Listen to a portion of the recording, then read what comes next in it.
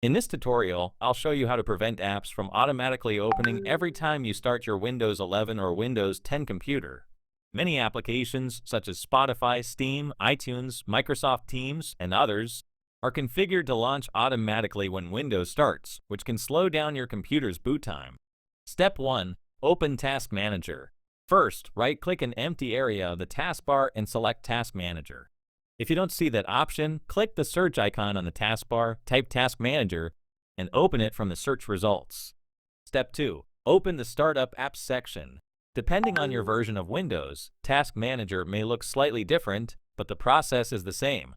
Look for Startup Apps in the left sidebar or along the top tabs.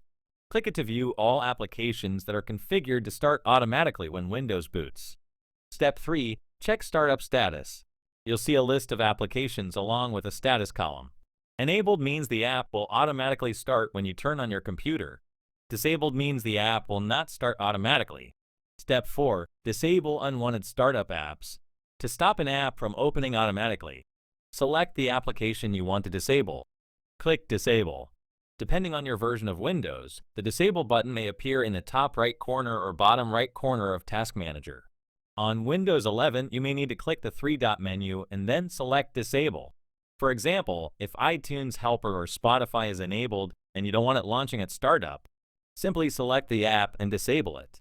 Once the status changes to disabled, the app will no longer open automatically when Windows starts.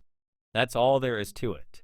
Repeat these steps for any other startup apps you want to disable, and your computer may start up faster with fewer programs running in the background.